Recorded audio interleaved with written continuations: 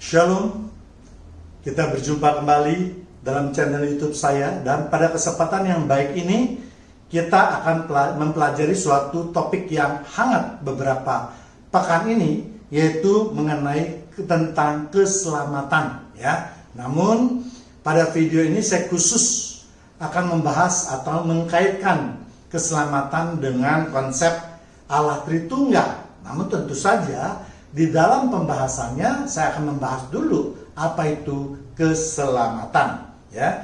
Jadi video ini saya buat untuk menanggapi dalam pembicaraan dua pembicara. Yang pertama yaitu menanggapi tanggapan yang diberikan oleh beberapa pengkhotbah atau pendeta, bahkan juga anak-anak muda yang saya pikir tidak tahu apa-apa ya. Mereka memang memberikan suatu kritik terhadap ajaran tersebut, namun pengajaran yang mereka berikan itu hanya sangat dangkal sekali ya. Ya mungkin mereka sebelum membuat video mengkritik itu mereka ada browsing sedikit mungkin atau dengar-dengar tentang keselamatan. Jadi makanya mereka hanya mengupas sedikit saja mengenai keselamatan tersebut ya. Namun ada juga pendeta yang memberikan tanggapan ya. Namun setelah saya dengar juga konsep keselamatannya itu kalau mau ditarik garis lurus itu juga salah. Ya salahnya kenapa? Salahnya tidak lengkap. Ya, jadi kalau tidak lengkap ya tentu salah. Ya, jadi tujuannya apa sih para pengkritik itu? Ya kalau menurut saya tujuannya ya tentu untuk mendapatkan viewers sebanyak-banyaknya.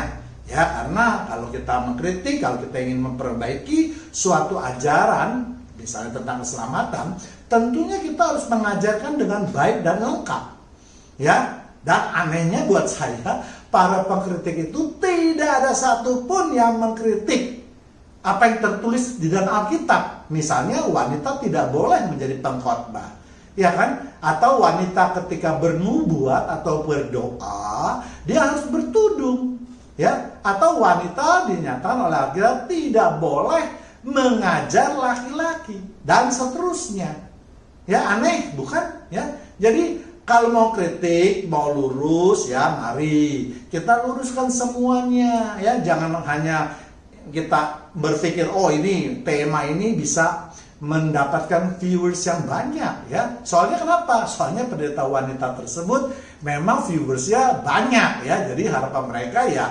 tentu mereka bisa ya istilahnya numpang terkenal lah ya. Saya rasa itu sama sekali tidak baik bagi kita yang memang memberitakan firman Tuhan ya. Memang mendapatkan penghasilan dari YouTube itu sah-sah saja, tetapi jangan juga kita mengorbankan pengajaran kita, firman Tuhan ya, dengan lebih menitik beratkan kepada penghasilan daripada YouTube tadi ya. Kemudian kita akan mengambil pembicaraan yang kedua, yaitu mengenai dua orang pendeta yang tinggal di Eropa ya. Dalam pembicaraan tersebut kalau boleh saya tarik kesimpulan menyatakan bahwa siapapun yang sudah menerima Yesus ya, menerima Yesus apakah dia Tuhan atau juru selamat atau yang lainnya pasti masuk surga. Yang penting menerima Yesus ya, apakah dia Tuhan, apakah juru selamat atau Mesias atau apapun, atau bahkan bukan Tuhan pun boleh, yang penting terima Yesus ya. Itu yang saya boleh tangkap ya, sehingga akhirnya mereka mengatakan bahwa ya ajaran Oneness, Sabellian, Unitarian dan seterusnya itu juga bisa masuk surga, atau bahkan saksi Yehova pun mereka katakan bisa masuk surga. Saya benar-benar tidak mengerti ya bagaimana mereka dapat mengambil suatu kesimpulan yang ya menurut saya ngawur, sangat ngawur ya. Ya, yang penting menerima atau percaya Yesus. Percaya Yesus sebagai segala sesuatu Allah atau yang lainnya tidak menjadi masalah katanya. Ya, ataupun kalau konsep Allah Tritunggal yang ngawur juga tidak menjadi masalah. Yang penting terima Yesus dulu.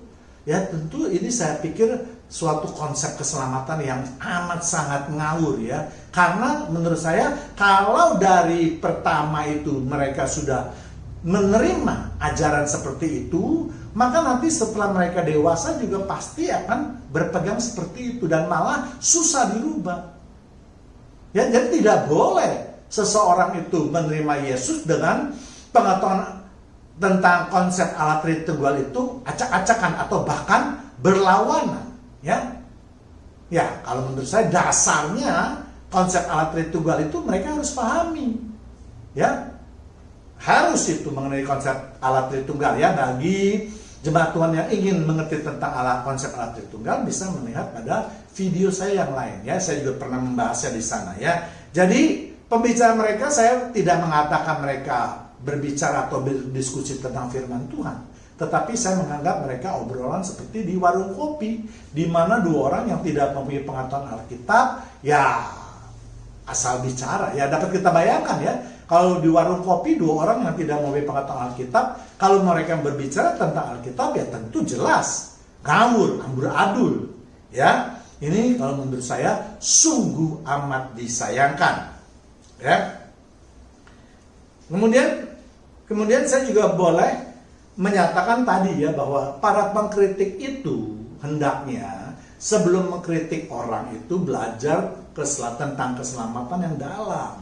Ya, jangan hanya cetek saja, dangkal saja, ya. Atau dengan kata lain, kalau saya mau katakan bahwa kalau kalian menyatakan tentang keselamatan dangkal, tidak lengkap, itu salah. Ya, sesuatu yang tidak lengkap, tidak sempurna, dinyatakan salah, walaupun tidak melenceng, walaupun tidak berlawanan aturannya, tapi karena dia tidak lengkap, tetap saya anggap salah. Apa yang lengkap? Mari nanti kita lihat apa yang dikatakan oleh Alkitab, ya. Tapi sebelum itu, yang tadi saya katakan, kita pertama sebelum pembahasan mengenai keselamatan yang dikaitkan dengan konsep Allah Tritunggal, ya, kita akan membahas dulu mengenai tentang keselamatan, ya. Mengenai konsep ini yang tadi saya mau katakan bahwa memang banyak juga ajarannya. Bahkan ada yang mengajarkan sekali selamat tetap selamat, ya. Tapi ya itu iman percaya mereka. Saya tidak akan mencampurinya, ya. Itu saya menghargainya karena saya berpendapat bahwa yang namanya percaya ya iman, ya kan. Kalau dia percaya hal yang salah itu urusan dia, ya kan. Karena berulang-ulang saya katakan bahwa pilihan kita yang salah akan membawa konsekuensi yang salah pula. Kalau kita salah memilih, maka bukan kita akan masuk dalam kerajaan Allah, tetapi kita akan masuk ke dalam api kekekalan. Ya, demikian juga saya harapkan bagi mereka yang tidak sependapat dengan apa yang saya bawakan atau apa yang saya pikirkan, ya tolonglah kita dihargai juga. Ya, kita mari saling menghargai. Ya, tentu dalam video ini saya hanya membawakan atau mengajarkan atau menafsirkan apa yang saya yakini.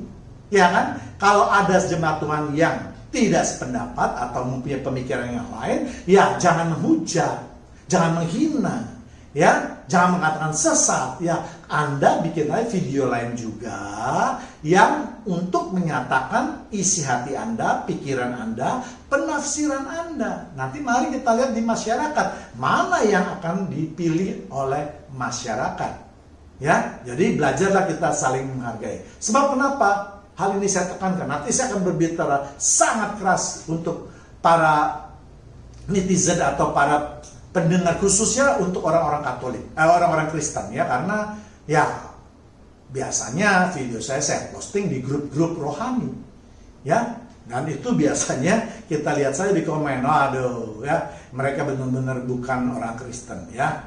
Nanti saya akan kritik sangat keras, ya.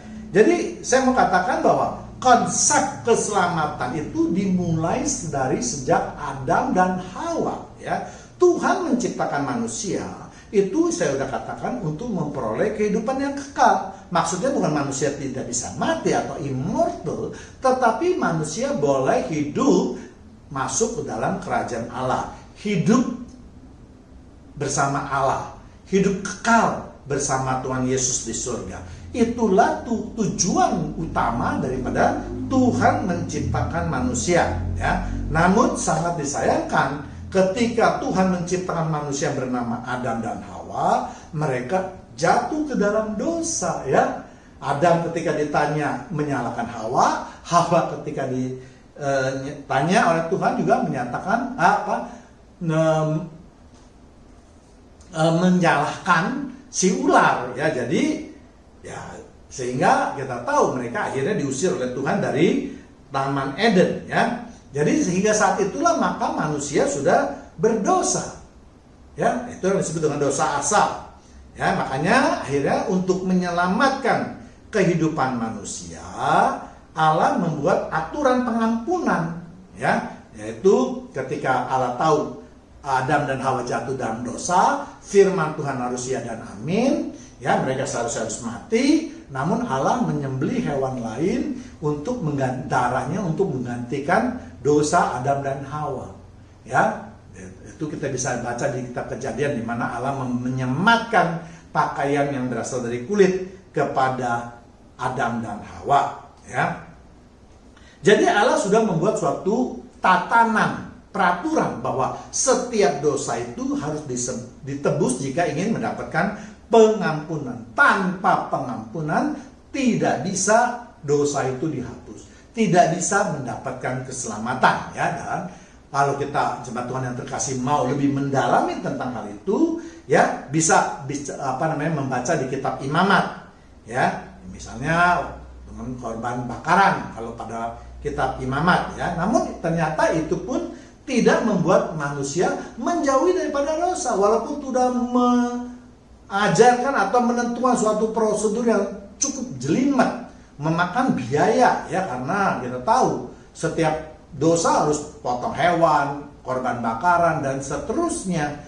Ya, tentu, ya, kita tahu juga kalau setiap hari kita berbuat dosa, ya berarti setiap hari kita juga melakukan korban bakaran, penghapusan dosa, dan seterusnya, ya. Dan itu tentu memakan biaya yang tidak sedikit, ya. Namun ternyata memang tidak membuat manusia tidak bisa jatuh dalam dosa. Bahkan kalau kita baca di Alkitab, perilaku manusia itu makin hari makin jahat, ya. Akhirnya makanya Allah hanya memilih 8 orang saja yang diselamatkan melalui musibah air bah, yaitu keluarga Nuh, ya. Tujuannya apa? Tujuannya adalah Allah ingin menghabisi atau memusnahkan manusia-manusia yang berdosa.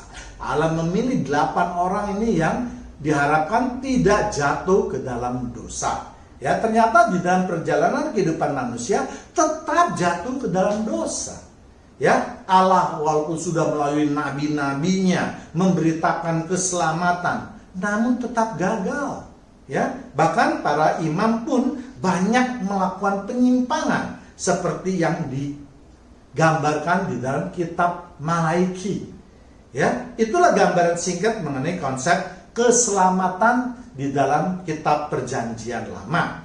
Kita melihat manusia itu begitu lemah, ya, maka akhirnya Allah mengasihi manusia, memutuskan untuk mengutus anak yang tunggal atau mengirimkan anak yang tunggal ke dunia ini untuk menyelamatkan manusia.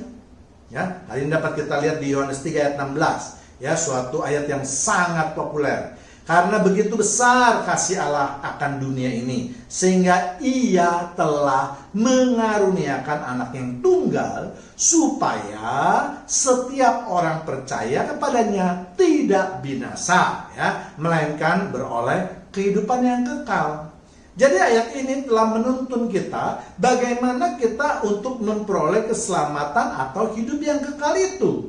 Ya, tidak bisa orang berdosa tiba-tiba kalau dia menjadi percaya, kemudian dia langsung menjadi selamat. Ya, ada aturan-aturan yang telah ditetapkan oleh Allah untuk menjadi orang percaya. Ya, kalau di Perjanjian Lama kita lihat hukum Taurat itu bagi mereka yang menyatakan umat Allah yaitu harus disunat. Jadi orang-orang Israel ataupun suku-suku Israel ataupun orang-orang yang tinggal di tengah-tengah orang Israel itu, mereka kalau tidak disunat, ya tidak dianggap sebagai umat Allah. Nah, bagaimana dengan kitab Perjanjian Baru? Ya, seperti kita ketahui, bagi orang yang percaya, maka langkah pertama yang harus dilakukan adalah menerima pertobatan terlebih dahulu. Ya, manusia kotor itu harus dibersihkan terlebih dahulu sebelum menerima Yesus. Kita lihat di Matius 3 ayat 11. Aku membaptis kamu dengan air sebagai tanda pertobatan.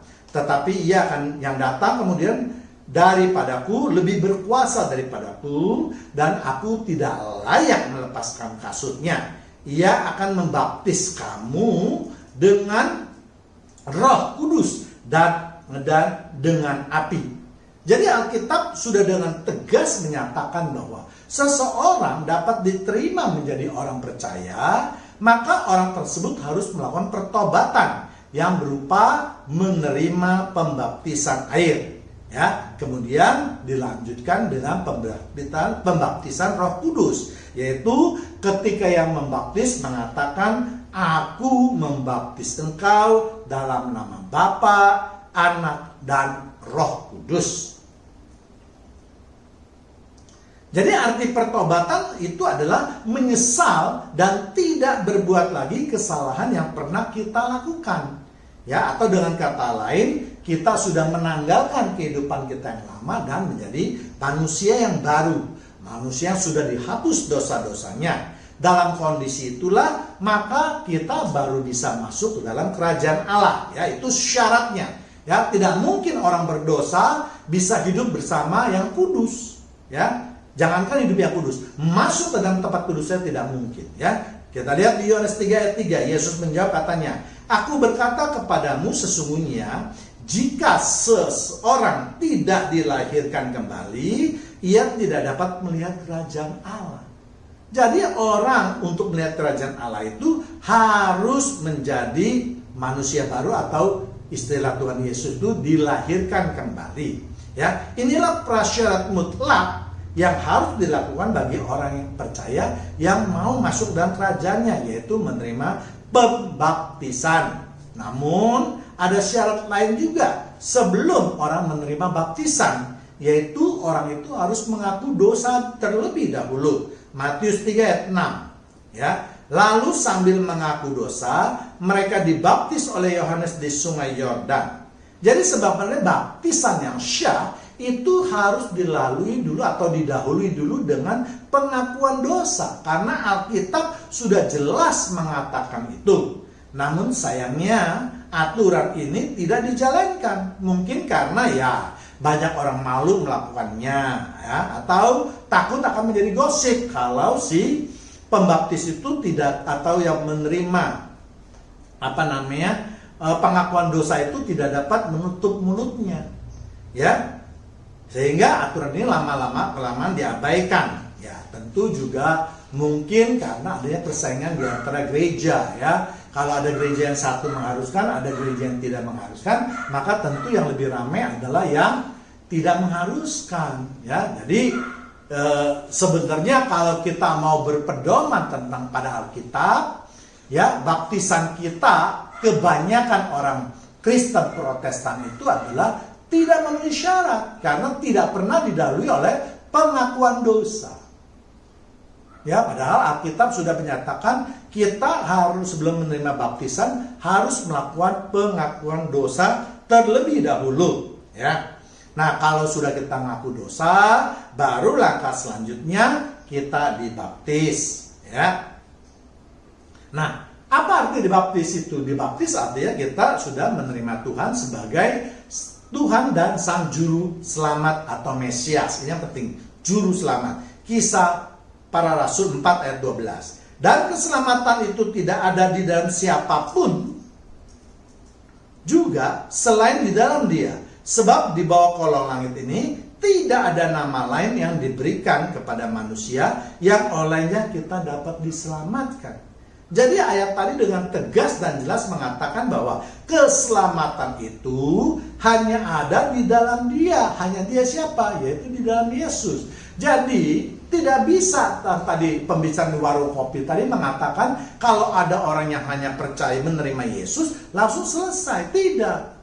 Dia harus percaya kepada Yesus. Apa arti percaya kepada Yesus? Yaitu menerima Yesus sebagai Tuhan dan Sang Juru Selamat. Ya, kalau tidak menerima Sang Juru Selamat, ya tentu dia tidak bisa selamat. Dan itu tidak bisa juga hanya di dalam mulut saja. Ya, dia harus mengaku dosa terlebih dahulu, baru menerima baptisan. Ya, jadi tidak semudah itu. Yang penting ada orang ketemu, kamu percaya Tuhan Yesus, oh ya saya percaya. Kamu percaya Yesus? Ya saya percaya. Udah selesai. Oh tidak. Ya percaya sebagai apa juga harus ditelusuri. Karena sekarang banyak sekali ajaran yang ambigu, yang banci ya. Dia menyatakan percaya pada Yesus, namun kalau ditanya lagi percaya sebagai apa, dia tidak mengatakan percaya kepada Yesus sebagai Tuhan dan Sang Juru Selamat. Dia mengatakan percaya sebagai Yesus sebagai Sang Utusan. Ya. Jadi ayat tadi yaitu di Kisah Para Rasul 4 ayat 12 mengatakan tidak ada sosok lain pun, tidak ada siapapun juga yang bisa memberikan keselamatan manusia selain daripada Yesus Kristus. Ya, jadi sekali lagi kalau orang ada yang tidak percaya pada Yesus, jelas dia tidak akan memperoleh keselamatan. Ya, tidak perlu memang orang beragama Islam karena Alkitab memang mengatakan harus percaya kepada Yesus, itu sudah cukup. Kalau agama itu ya sebagai label saja ya untuk menyatakan seseorang, untuk bisa misahkan antara satu orang dengan orang yang lain ya. Jadi namun kalau menurut saya juga kalau orang itu menyebut dirinya sebagai orang Kristen, ya tentu kita bisa tahu apa arti Kristen di Antioquia, yaitu mereka yang hidupnya menuruti Yesus. Kenapa orang bisa menuruti kehidupan Yesus? Ya karena mereka percaya kepada Yesus adalah Tuhan. Ya, jadi sebagai Tuhan Yesus, apa yang dilakukan ya murid-muridnya atau orang-orang di sekitar yang melihat Yesus, ya mereka melakukan perbuatan yang sama. Ya, jadi Kristen itu tidak hanya penganut atau pengikut Yesus saja, tapi melakukan apa yang dilakukan oleh Yesus. Yesus berdoa kepada Allah Bapa, ya kita berdoa. Yesus tidak berbuat dosa, ya kita usahakan juga jangan sampai jatuh dalam dosa. Ya, namun ya hal-hal seperti yang tadi saya sebutkan itu hari ini tidak jalan. Apalagi kalau kita lihat di media sosial, ya banyak para bidat yang seenaknya memutar balik fakta daripada ini. Ya, mereka menyatakan Kristen, tetapi tidak percaya Yesus, tidak patuh pada Alkitab yang asli, malah membuat Alkitab yang lain. Ya, tidak percaya kepada Rasul atau bapak-bapak gereja. Banyak sekali mereka yang juga menyatakan itu. Kenapa kita harus percaya kepada Rasul atau bapak-bapak gereja? Kita kan percaya kepada firman Tuhan, yaitu apa yang tertulis dalam Alkitab. Ya, saya mau tanya, kalian belajar dululah yang lebih dalam. Ya, Alkitab itu dari mana? Siapa yang menulisnya? Kan para rasul. Siapa saksi-saksinya? Siapa sumber daripada berita tersebut? Ya para rasul. Ya, nah ketika para rasul sudah meninggal, ya diganti oleh bapak gereja. Ya kamu yang hidupnya 2000 tahun kemudian kok merasa dirinya lebih hebat daripada yang hidupnya mungkin beberapa tahun atau beberapa puluh tahun setelah Yesus meninggal atau para murid yang meninggal. Ya jelas ini, ya. Jadi memang dan ini baik terhasut orang Katolik, orang Kristen. Ya mereka percaya kalau kita harus percaya pada Injil, jangan percaya kepada para rasul. Wah mereka percaya benar kita harus percaya pada Alkitab. Benar-benar ya. Makanya inilah yang saya bilang ya. Jadi banyak juga orang Kristen yang balelo ya. Ya tidak ada iman percaya, mereka menganggap agama itu adalah sesuatu yang perlu diperdebatkan. Padahal menurut saya tidak. Agama itu tidak perlu diperdebatkan. Agama itu untuk diimani dan dilakukan. Ya, jadi kalau bagi kamu yang merasa diri hebat untuk berdebat, lalu tidak pernah meyakini ataupun melakukannya, ya kamu tidak akan masuk dalam kerajaan surga. Ya, karena Yesus tidak. Ya, Yesus pernah mengatakan bukan mereka yang menyatakan berseru kepadaku Tuhan yang akan masuk dalam surga, tapi mereka yang melakukan firman-Ku. Ya, baik. Kembali lagi, ya, kita mengatakan tadi Yesus adalah satu-satunya jalan menuju kerajaan Allah. Ya, kita lihat di Yohanes 14 ayat 6. Kata Yesus kepadanya, "Akulah jalan dan kebenaran dan hidup. Tidak ada seorang pun yang datang kepada Bapa kalau tidak melalui Aku." Jadi kalau ada orang yang mengatakan tidak menerima Yesus sebagai Tuhan, maka berarti itu mereka tidak mengenal jalan-jalan Tuhan. Karena Tuhan tidak pernah memberikan jalan-jalannya kepada mereka yang tidak percaya. Ya, mereka yang percaya saja belum tentu mendapatkan jalan-jalan kebenaran Tuhan kalau mereka tidak hidup kudus. Ya, jadi sekali lagi mereka yang tidak menerima kebenaran tersebut, saya yakin mereka akhirnya akan binasa. Ya, karena ketiga hal itu yang penting untuk mendapatkan keselamatan. Jadi keselamatan itu ada 3 faktor minimal yang harus dilakukan. Yang pertama yaitu pengakuan dosa terlebih dahulu. Sebab tanpa pengakuan dosa, maka tidak ada pengampunan. Nah, kalau sudah ada pengampunan, sudah ada pengakuan dosa, sudah ada pengampuan, tahap kedua yaitu menerima baptisan, dibersihkan tubuh kita semuanya dari dosa-dosa kita. Dan yang ketiga yaitu mendapat baptisan Roh Kudus. Ya, menerima Tuhan Yesus sebagai Tuhan dan Sang Juru Selamat. Tidak yang lain. Ya, kalau di luar daripada itu, ya pasti tidak dapat masuk atau tidak mendapatkan keselamatan. Ya, kita lihat ayat lain lagi yaitu Yohanes 3 ayat 16. Karena begitu besar yang tadi ya, yang sudah saya kutip ya. Karena begitu besar kasih Allah akan dunia ini, sehingga Ia telah mengaruniakan Anak yang tunggal, supaya setiap orang yang percaya kepadanya tidak binasa, melainkan beroleh kehidupan yang kekal. Jadi firman Tuhan sudah mengisyaratkan bahwa bagi hanya Yesus itu diutus kepada manusia hanya kepada mereka yang percaya kepadanya. Kalau yang tidak percaya kepadanya, ya mereka akan binasa. Ya, firman Tuhan dengan jelas mengatakan itu. Ya, jadi kita tahu bahwa keselamatan itu bukanlah usaha manusia. Ya, seperti yang sudah saya jelaskan di bagian awal, memang tidak ada manusia yang sanggup untuk mendapatkan keselamatan.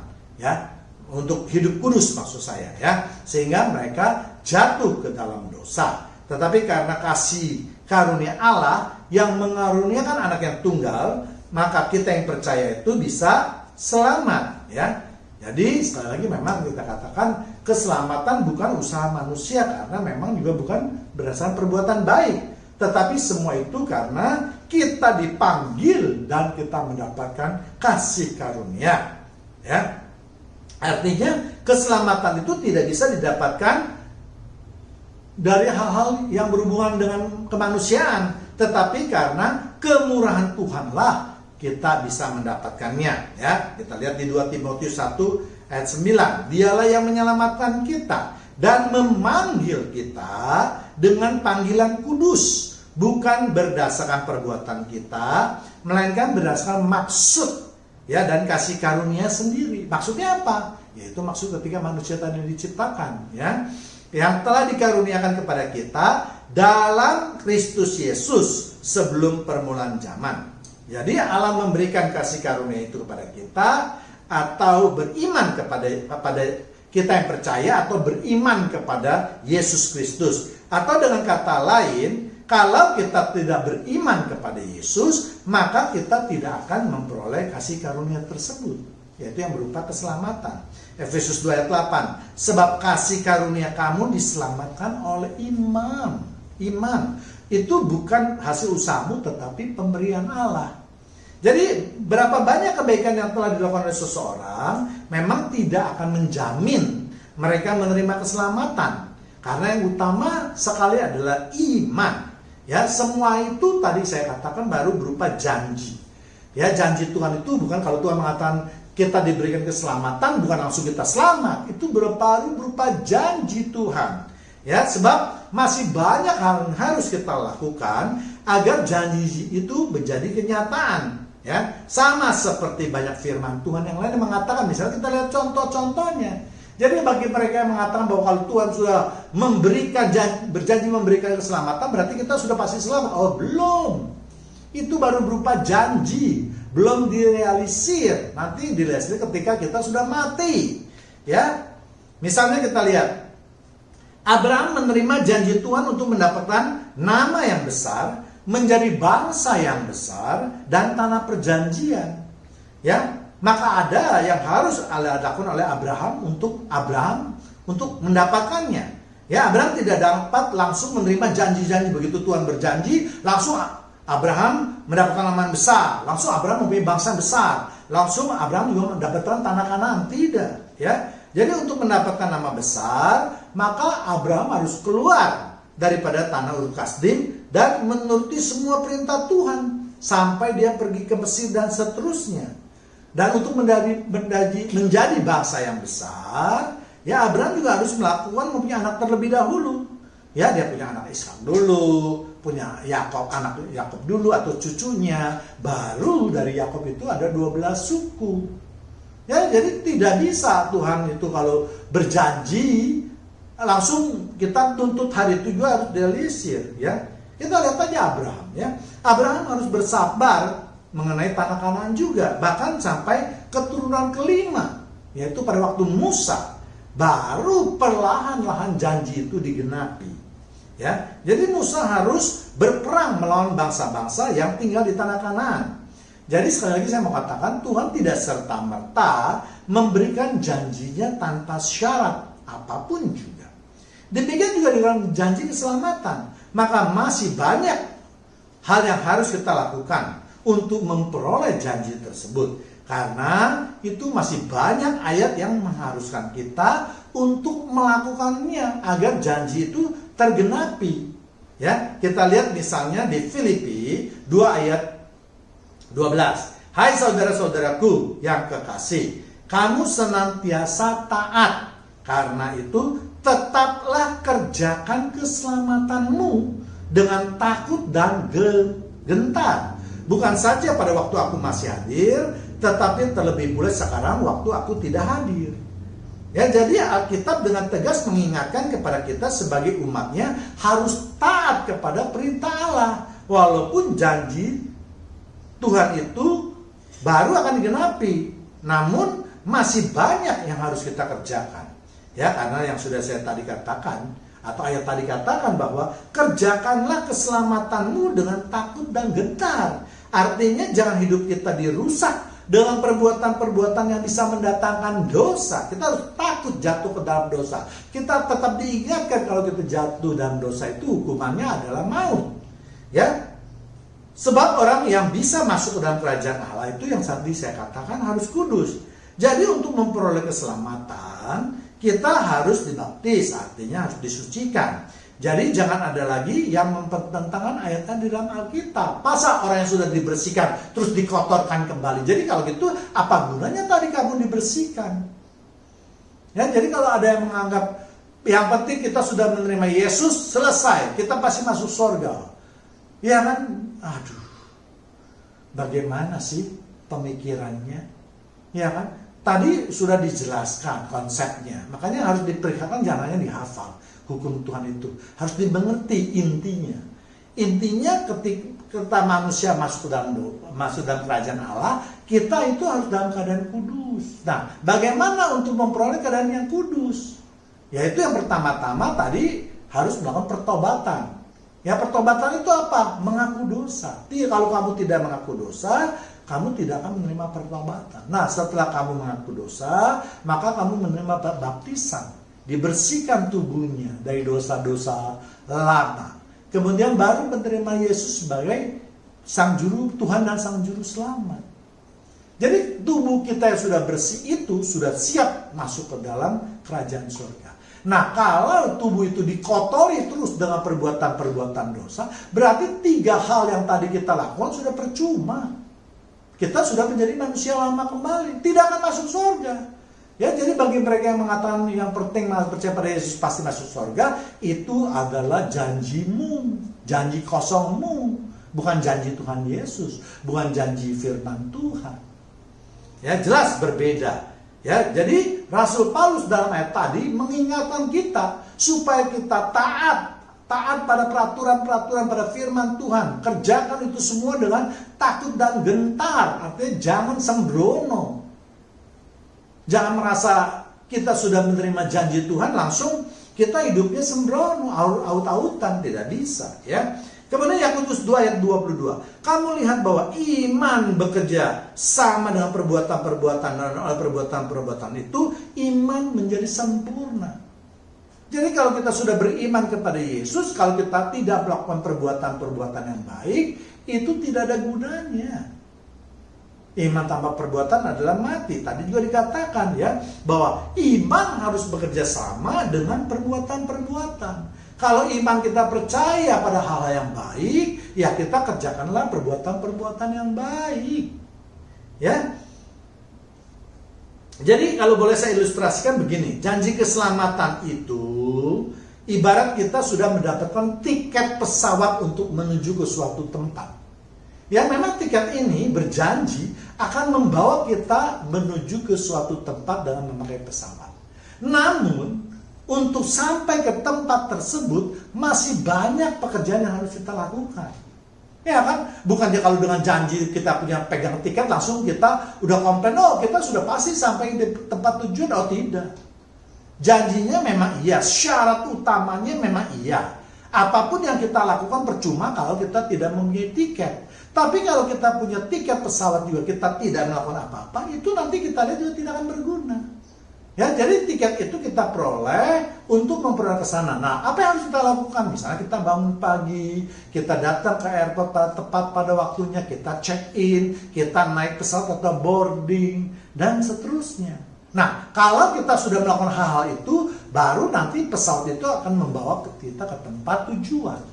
Dan mungkin setelah sampai ke tempat tujuan pun, kita masih harus melakukan hal lain. Misalnya, keluar dari pesawat, ambil bagasi kalau punya bagasi. Mungkin kita harus melakukan perjalanan singkat, baru kita bisa mencapai tujuan kita. Ya, jadi tiket itulah janji Tuhan, janji keselamatan Tuhan. Mengerjakan hal-hal baik, taat pada firman Tuhan, itulah yang tadi saya katakan, mulai dari kita bangun pagi sampai kita naik kendaraan setelah kita landed di tempat tertentu. Ya, jadi saya pikir ini sangat jelas sekali ya. Jadi kalau demikian, apakah janji Tuhan itu bisa dibatalkan? Ya bisa. Apakah tiket tersebut bisa dibatalkan atau menjadi batal? Bisa. Tiket tersebut menjadi batal kalau kita tidak memenuhi syarat yang tadi saya sebutkan. Kita tidak datang ke airport, tiketnya jadi batal. Kita tidak melakukan firman Tuhan dengan baik, tiket keselamatan kita pun dibatalkan. Kalau kita menjadi orang yang jahat, walaupun kita sudah menerima keselamatan, janji keselamatan, itu janji itu tidak berlaku. Ya, jadi janji itu bersyarat dari Tuhan. Jadi makanya banyak manusia yang hanya bisa menekankan janji, meminta haknya tanpa mau melihat kewajibannya. Hak dan kewajiban itu harus seimbang. Ya. Jadi jelas ya. Jadi kita mau katakan, banyak orang juga bertanya, apakah janji yang Tuhan berikan itu tentang keselamatan dapat dibatalkan? Bisa ya. Yaitu yang tadi saya katakan, kalau kita melakukan perbuatan-perbuatan yang melawan kehendak Tuhan, ya. Beberapa alasan janji tersebut dibatalkan, misalnya yang pertama yaitu tidak mau melaksanakan firman Tuhan. Matius 7 ayat 21. Bukan setiap orang yang berseru kepadaku, Tuhan, Tuhan, akan masuk dalam kerajaan sorga, melainkan dia yang melakukan kehendak Bapakku di sorga. Jadi walaupun kita sudah menerima janji firman Tuhan, kita sudah dibersihkan tubuh kita dari dosa-dosa, kita percaya atau beriman kepada Yesus sebagai Tuhan dan Juru Selamat, kalau kita tidak melakukan firman Tuhan yang lain, bahkan melawannya, itu kita tidak akan masuk surga. Ya, jadi firman tadi mengingatkan kepada kita supaya janji itu kalau mau digenapi, ya makanya kita harus melakukan kehendak Bapa yang ada di surga atau melakukan firman Tuhan. Ya, jadi sekali lagi pembicara warung kopi ya, tadi para pendeta, para pengkhotbah, apalagi kalian itu mengaku mempunyai lulusan S3, jangan terlalu sembrono atau terlalu menyederhanakan tentang keselamatan. Ya, yang percaya, yang penting percaya pada Yesus masuk surga, itu sangat tidak mencerminkan latar belakang pendidikanmu. Ya, seharusnya kalau pendidikan makin tinggi, ya ininya juga makin baik. Ya. Kedua, sengaja melakukan dosa. Ibrani 10 ayat 26. Sebab jika kita sengaja berbuat dosa, sesudah memperoleh pengetahuan tentang kebenaran, maka tidak ada lagi korban untuk menghapus dosa tersebut. Ya, jadi firman Tuhan mengatakan kepada mereka yang sudah diberitakan tentang firman Tuhan, yang sudah diajarkan tentang firman Tuhan, tetapi dengan sadar masih melakukan berbagai macam dosa, maka mereka tidak mendapatkan pengampunan.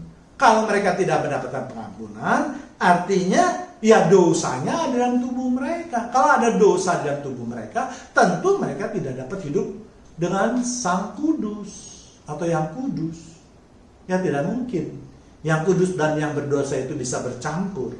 Kemudian ketiga itu memuja Roh Kudus atau Allah. Matius 12 ayat 31. Sebab itu aku berkata kepadamu, segala dosa dan hujat manusia akan diampuni, tetapi hujat terhadap Roh Kudus tidak akan diampuni. Ya, jadi bagi mereka yang menghujat Roh Kudus, ya, Roh Kudus itu siapa ya? Roh Tuhan.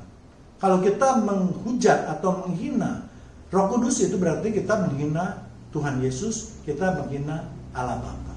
Sama. Ya, kalau kita menghina Allah Bapa, kita juga menghina Roh Kudus dan menghina Tuhan Yesus. Kalau kita menghina Tuhan Yesus, berarti itu juga kita menghina Roh Kudus dan menghina Bapa yang ada di surga. Ya, jadi hendaknya ini harus difahami ya dengan baik ya. Kalau kita selalu jatuh dalam dosa, Tuhan sudah mengatakan upah kita adalah maut kok. Walaupun kamu sudah dipermandikan 100 kali juga percuma. Upah dosa adalah maut. Tetap itu berlaku. Tidak pernah dikatakan upah dosa maut, tetapi kalau kita sudah dipermandikan maka ini tidak berlaku. Ya, tidak pernah dikatakan seperti itu. Ya, jadi sekali lagi kalau mau dirangkum sedikit, ya ini pun tidak lengkap sama sekali. Kalau mau lengkap ya banyak. Tapi minimal tahapan-tahapan yang harus dilalui. Yang pertama yaitu mengaku dosa sebelum kita dibaptis. Ya, yang pertama. Kedua, menerima baptisan air sebagai tanda pertobatan dan menerima baptisan Roh Kudus sebagai tanda beriman kepada Yesus. Baru tandanya ya. Dengan demikian tubuh kita menjadi kudus. Yang ketiga, beriman artinya mengakui Yesus sebagai Tuhan dan Sang Juru Selamat. Nah, beriman ini harus melalui proses tentu ya. Tidak bisa hanya dengan mulut saja. Keempat yaitu tidak melakukan dosa. Tadi ada 3 macam. Itu semuanya adalah boleh kita katakan dosa. Ya, jadi tidak melakukan dosa lagi. Ya, sehingga janji Allah bisa digenapi. Jadi minimal ada 4 tahapan yang harus dilakukan untuk seseorang memperoleh janji Tuhan, yaitu mengenai tentang keselamatan. Nah, sekarang baru kita akan melihat mengenai hubungan iman percaya kepada Yesus dalam konsep Allah Tritunggal. Atau apa yang diajarkan oleh Yesus mengenai Tuhan. Markus 12 ayat 29, jawab Yesus, hukum yang terutama ya, dengarlah hai orang Israel, Tuhan Allah kita itu adalah Tuhan yang Esa. Dan ayat ini banyak sekali dikutip oleh juga para bidat. Ya, mereka juga mempergunakan ayat yang sama. Jadi hati-hati, iblis juga mengerti firman Tuhan. Iblis juga bisa mempergunakan firman Tuhan. Ya, Yesus mengutip, kita lihat Ulangan 6 ayat 4 dan 7, ayat 4 sampai 7. Dengarlah hai orang Israel, Tuhan itu Allah kita, Tuhan itu Esa. 5. Kasihanilah Tuhan Allahmu dengan segenap hatimu dan dengan segenap jiwamu dan dengan segenap kekuatanmu. 6. Apa yang kuperintahkan kepadamu pada hari ini haruslah engkau perhatikan. 7. Haruslah engkau mengajarkannya berulang-ulang kepada anak-anakmu dan membicarakannya apabila engkau duduk di rumahmu, apabila engkau sedang dalam perjalanan, apabila engkau sedang berbaring atau engkau bangun. Jadi, ketika Yesus mengutip ayat tersebut, Yesus memiliki 3 maksud. Ya, saya bahas. Ya. Yang pertama itu adalah Tuhan yang Esa. Ya, Esa di sini semua orang Kristen juga tahu bahwa yang dimaksud dengan Esa ini adalah satu di dalam suatu kesatuan, bukan satu yang absolut. Karena yang ditulis dalam bahasa Ibrani Esa itu adalah Echad, ya, bukan Yahid. Kalau Yahid, ya satu absolut, tapi Echad, satu di dalam kesatuan. Jadi banyak orang mengatakan, kamu tahu nggak apa itu Allah Tritunggal? Kamu tahu nggak yang Ulangan itu? Ya, mengatakan Tuhan itu Esa, Tuhan itu satu. Ya, jadi susah kalau kita berbicara dengan orang yang sok tahu. Dan banyak itu kalau kita lihat di sosmed, mereka yang mengatakan, iya kan kita tidak boleh dong kalau Allah Tritunggal kan berarti itu konsepnya Allahnya 3. Iya kan, walaupun dalam kesatuan, padahal firman Tuhan mengatakan Esa. Kalian yang selalu mendebat firman Tuhan, yang selalu melawan firman Tuhan. Ingat ya, bahwa yang ditulis di dalam bahasa Ibrani Esa itu ehad, yaitu berarti satu dalam arti kata jamak. Ya, jadi dengan mengatakan ehad itu, Yesus ingin mengatakan bahwa Allah itu jamak. Itulah sebabnya oleh bapak-bapak gereja dipikirkan suatu konsep yang tepat, agar jangan sampai pemahamannya banyak keliru seperti sekarang ini. Banyak orang-orang bodoh mengaku pintar. Ya, kalau zaman dulu kan mereka yang benar-benar berbicara tentang agama itu benar-benar mereka yang mengetahui persis agama, yang mendalami agama. Mereka yang tidak mendalami agama tidak berani, karena mereka tahu bahwa Tuhan orang Yahudi itu sangat dahsyat. Makanya mereka tidak berani menyebut YHWH, Yudhevave, ya, mereka menyebutnya Adonai. Ya, namun 2000 tahun kemudian orang-orang datang dari bumi entah berantah, tiba-tiba berani menyebutnya Yahweh. Berani. Ya, saya juga bingung itu ya.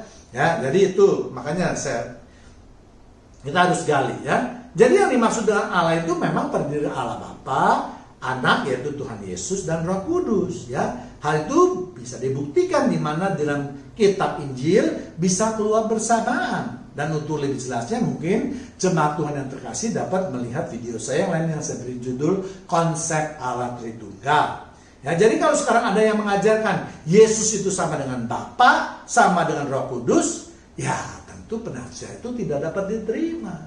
Ya kan? Kalian itu hanya menafsirkan Alkitab. Orang yang menulis Alkitab yang mendapat tuntunan dari Roh Kudus sudah menyatakan ribuan tahun yang lalu bahwa ini ada konsep Allah Tritunggal, konsep. Ngerti ya? Bukan kata itu di dalam Alkitab, karena masih banyak sekali yang saya lihat komentar-komentar di sosmed yang menyatakan bahwa konsep Allah Tritunggal itu tidak ada tertulis di dalam Alkitab. Bodoh. Memang konsep Allah Tritunggal tidak ditulis nyata, tetapi pemahaman ajaran isi daripada Alkitab itu ada dinyatakan Allah Tritunggal. Ya, tapi saya tidak membahasnya lagi ya, lihat aja di video saya itu ya. Kemudian kita akan lihat di Lukas 3 ayat 21 sampai 22. Ketika seluruh orang banyak itu telah dibaptis dan ketika Yesus juga dibaptis dan sedang berdoa, terbukalah langit 22 dan turunlah Roh Kudus dalam rupa burung merpati ke atasnya. Dan terdengarlah suara dari langit, engkaulah anakku yang kukasihi, kepadamulah aku berkenan. Ya, jadi ini merupakan satu pegangan kita untuk menyatakan ada Allah Tritunggal. Ya, namun ada juga orang yang membuktikan bahwa justru dengan adanya itu, dengan kalimat tersebut, sebenarnya tidak ada Allah Tritunggal, dibalik-balik justru ya. Aduh, pusing saya juga ya. Ya, jadi saya ulangi lagi tadi ya. Jadi firman Tuhan mengatakan ketiga oknum tersebut dapat dibuktikan oleh indera manusia. Jadi jelas tidak mungkin ketiga oknum yang kita sebut itu sebenarnya ada satu oknum. Ya, demikian juga kita lihat apa yang dikatakan Yesus untuk menjadikan seluruh bangsa menjadi muridnya. Ya, Matius 28 ayat 19. Karena itu pergilah, jadikanlah semua bangsa muridku dan baptislah mereka dalam nama Bapa dan Anak dan Roh Kudus. Ya, kalau ketiga oknum tersebut jadi satu, apakah Yesus salah mengucapkannya atau mengungkapkannya? Ingat loh, Yesus adalah Tuhan. Jadi kalau Yesus adalah Tuhan, Yesus tidak mungkin salah. Ya, Yesus ngomong aja, baptislah dalam nama Bapa titik, atau baptislah dalam nama Anak titik, atau baptislah dalam nama Roh Kudus. Kenapa Yesus harus mengatakan tiga-tiganya? Ya, jadi inilah yang dipikirkan ya. Jangan selalu mempunyai hati yang tidak baik, yang selalu menyalahkan Injil, berdebat dengan Injil dan seterusnya. Ya, jadi saya mau katakan bahwa kalau Yesus sebagai Tuhan saya sudah mengakui ketiga oknum tadi yang berkuasa, maka seharusnya semua pengikutnya, semua orang yang menyatakan Kristen itu harus tunduk pada ajaran Yesus. Bagaimana kamu berani balelo terhadap ajaran Tuhan kamu? Lalu kamu menyatakan kamu murid Tuhan Yesus? Jelas ini bertentangan. Ya, memang ada juga orang-orang yang mempergunakan ayat tadi itu menyatakan bahwa Tuhan itu satu. Ya, yaitu ajaran oneness misalnya, karena di dalam mereka mengutip bahwa buktinya di dalam bahasa Inggris itu mereka menulis in the name, bukan in the names. Tidak ada S-nya. Saya justru mau katakan lagi-lagi, ini pemahaman yang keliru. Justru kalau ditulis dalam in the names, itu berarti ada 3 Allah. In the names. Nah, kalau in the name, artinya 1 Allah, tapi 3 pribadi. Ya, jadi jelas ya. Jadi sekarang itu memang dibolak-balik. Jadi kalau bagi orang yang tidak mengerti, yang otaknya tidak mau berpikir, yang tidak mau mendengar firman Tuhan daripada pengkhotbah yang lain, hanya menganggap, oh, pendeta saya pokoknya tidak pernah salah. Ya itu Tuhan berarti kamu menganggap pendetamu. Ya, hati-hati justru hal itu ya. Ya, jadi di sini makanya saya melihat bahwa justru dengan menulis in the name itu benar. King James Version dia menyatakan Tuhan itu Echad. Ya, kemudian kedua, Yesus mengatakan bahwa firman Tuhan itu ada perintah. Jadi pengenalan Tuhan yang Echad itu adalah perintah, tidak boleh ditafsirkan macam-macam lagi. Tidak boleh seorang pun yang boleh melawan firman Tuhan kalau dia menyatakan dirinya sebagai pengikut Yesus. Ya, jadi sekali lagi kalau ada orang-orang yang membantah bahwa Tuhan itu adalah Echad, ya, jangan hanya menyebut 1 Allah saja, jelas itu adalah melanggar atau melawan perintah Tuhan. Kemudian kita lihat Hosea 4 ayat 6. Umatku binasa karena tidak mengenal Allah. Karena engkaulah yang menolak pengenalan itu, maka aku menolak engkau menjadi imamku. Dan karena engkau melupakan pengajaran Allahmu, maka aku juga akan melupakan anak-anakmu. Ya, jadi firman Tuhan dengan tegas menjelaskan bahwa barang siapa yang tidak mau mengenal Allahnya dengan baik, maka dia akan binasa.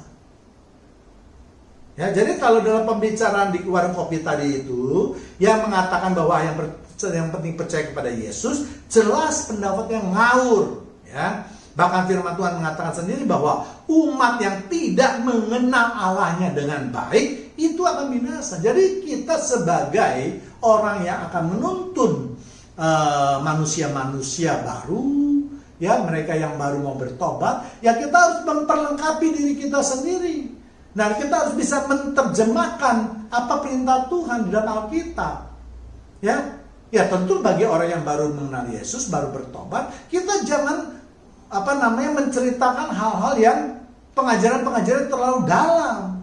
Ya, kita mengajarkan yang simple saja. Inilah tujuannya atau gunanya kita sebagai pembawa firman harus bisa melihat kepada siapa kita berbicara. Ya kan, kalau kita berbicara pada anak-anak, tentu bahasa yang kita gunakan juga harus anak-anak. Kalau kita baru berbicara kepada orang yang baru bertobat, tentu bahasa yang kita gunakan juga jangan terlalu dalam, sehingga malah membuat dia bingung. Buatlah sesimpel mungkin, sesederhana mungkin, tetapi benar ajarannya. Ya, karena ini merupakan dasar buat dia. Kalau kita ngajarkannya ngaco, ya nanti pemahaman kita tentang Allah menjadi ngaco. Dan itu tidak berguna. Walaupun kita sudah memenangkan jiwa, itu tidak ada gunanya, karena Allah sudah mengatakan, ya, yang tidak mengenal aku akan binasa. Kalau dia walaupun sudah bertobat, tapi dia tidak mengenal Allahnya dengan baik, dia juga akan binasa. Ya. Jadi sekali lagi, kalau ada orang yang tidak mau menerima Tuhan yang Echad, tetapi menerima Tuhan yang Yahid atau menerima 3 Tuhan, jelas ini juga melanggar firman Tuhan. Jelas mereka juga tidak mengenal akan Allahnya ya dengan baik, dan hukuman mereka yang tadi firman Tuhan katakan adalah binasa. Jadi sekali lagi firman Tuhan jangan dipelintir-pelintir dengan mengatakan tidak apa-apalah, yang penting sudah percaya kepada Yesus, yang percaya kamu sudah dibaptis, kamu pasti masuk surga. Pengajaran yang sesat. Jadi mereka yang menamakan diri Kristen harus mengikuti dan tunduk pada firman Tuhan, apalagi perintah Tuhan. Jadi untuk mereka yang baik yang sudah lama maupun yang baru menerima Yesus sebagai Tuhan dan Sang Juru Selamat, harus menerima Tuhan yang Echad. Ya, soal bagaimana kerja dari ketiga oknum dalam satu pribadi, memang mungkin nanti dapat dilakukan kemudian. Ya namun pengetahuan tentang tiga pribadi tersebut, tiga oknum dan satu pribadi tersebut harus dinyatakan. Tidak boleh ngawur gitu loh. Ya, kemudian kita lihat Tuhan yang echad itu harus diberitakan. Ya, pembicaraan di warung kopi tersebut tidak mencerminkan perintah Tuhan untuk memberitakan Tuhan yang echad. Seharusnya para pendeta yang mempunyai gelar itu harus berhati-hati dalam menyimpulkan dalam suatu pembicaraan, karena jelas akan menyesalkan baik orang. Dan pesan saya kepada jemaat Tuhan yang terkasih, di dalam mendengarkan firman Tuhan harus tetap berpegang pada Alkitab. Dan kita akan menolak siapapun yang mengajarkan yang berlawanan dengan Injil, dengan gelar apapun, dengan jabatan apapun, dengan kebesaran nama apapun juga. Ya, memang kebanyakan penjelasan konsep Tritunggal itu hanya menyerang dengan mengatakan ya tidak ada dalam Injil, ya. Dan untuk orang-orang seperti ini saya merasa kasihan lah ya, karena mereka benar-benar telah dibutakan karena mengenai kebenaran.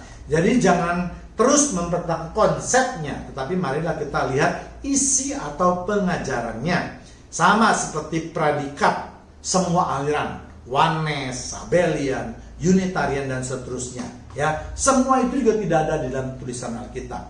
Lalu yang menjadi pertanyaan saya, mengapa mereka tidak pernah mengkritik ajaran-ajaran sesat tersebut? Yang dikritik kan ajarannya, bukan labelnya.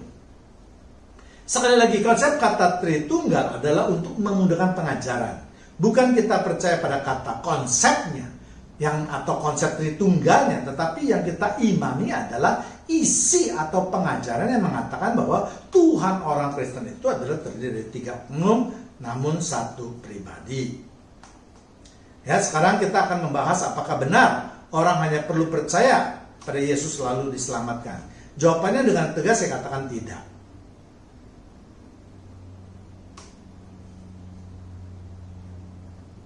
Jawabannya dengan tegas saya katakan tidak ya. Dan untuk itu sesuai dengan apa yang telah saya bahas tadi sebelumnya. Memang ajaran-ajaran yang demikian, dan itu adalah pilihan sekali lagi ya. Mereka mengeraskan hati tidak mau menerima kebenaran firman Tuhan dengan menabrak semua ayat-ayat yang ada di dalam Alkitab. Ya, tentu sekali lagi saya tidak bisa memaksa ya. Tetapi dalam hal pengajaran yang baik, tentu kita harus melihat secara keseluruhan. Ya, seperti yang sudah saya uraikan tadi di atas. Jangan hanya terpaku pada satu atau dua ayat saja. Dan yang lebih penting, kita harus menangkap esensi daripada keselamatan secara utuh. Ya, bagaimana sekarang kesimpulannya? Bahwa janji keselamatan yang kita dapatkan melalui pengakuan dosa, lalu dibaptis, setelah itu kita hidup sebagai manusia baru yang menjauhi dosa. Sebab Allah tidak mungkin berkenan kepada orang yang hidupnya berdosa. Bahkan Allah mengatakan sebaliknya, akan menghukum mereka yang melakukan dosa, yaitu dengan upah dosa adalah maut. Dan Yesus mengajarkan kepada umatnya untuk menerima Allah yang echad. Ya, artinya Allah yang terdiri tiga oknum namun satu pribadi. Namun adalah sangat sulit. Memang adalah sangat sulit untuk menggambarkan Allah yang tidak terbatas oleh waktu maupun ruang dengan perumpamaan apapun juga, apalagi kalau kita memakai kata benda. Ya, jadi pengajaran ini Tuhan perintahkan untuk terus diajarkan kepada anak cucu kita turun temurun ya. Tidak boleh ada yang melenceng atau dari konsep yang diajarkan oleh Yesus. Tidak boleh melanggar karena itu adalah perintah Allah. Ya, dan untuk semua pengajaran yang tidak sesuai dengan ajaran Yesus harus memang kita nyatakan sesat. Ya, misalnya adalah ajaran Oneness, Pentekostalisme atau Modalisme atau Sabellianisme. Ya, jelas ajarannya tidak sesuai dengan ajaran Yesus tadi, karena mereka menjadikan Tuhan Esa dalam arti tunggal atau absolut. Ya, sedangkan Unitarian atau Arianisme itu tidak menganggap Yesus sebagai Tuhan. Demikian juga dengan Roh Kudus, juga tidak dapat diterima, dan ini juga bertentangan dengan ajaran Yesus sendiri. Ya, untuk saksi Yehova, jelas ini juga harus dinyatakan sesat karena mereka tidak mengakui Yesus sebagai Allah. Tetapi mereka mengakui sesuatu seperti Allah atau penjelmaan daripada malaikat Mikael yang jelas kedudukannya jauh lebih rendah daripada Allah. Ya, demikian juga dengan Roh Kudus yang mereka anggap sebagai tenaga aktif dari Allah. Ya, jadi harapan saya Janganlah kita sebagai pengajar meremehkan sesuatu. Misalnya yang penting terima Yesus dulu lah, urusan lain tidak usah dipertentangkan lah. Nanti juga Roh Kudus akan menuntunnya. Ya, jadi kalau hal itu dibiarkan berpuluh-puluh tahun yang tadi saya mau katakan, maka itu akan menyesatkan orang itu. Ya, bagi saya mengakui Allah Bapa, Tuhan Yesus dan Tuhan Roh Kudus harus mutlak diterima oleh umat Kristen, siapapun dia juga. Kalau mereka tidak mengerti bagaimana penafsiran dan cara kerjanya, itu memang dapat dilakukan di kemudian. Tetapi mengakui yang diajarkan oleh Yesus adalah mutlak dan tidak dapat ditawar sedikit pun. Ya, demikianlah pembahasan mengenai Allah. Apakah hanya menerima Yesus sudah pasti selamat jika dikaitkan dengan konsep Allah Tritunggal. Tuhan Yesus memberkati kita semua. Amin.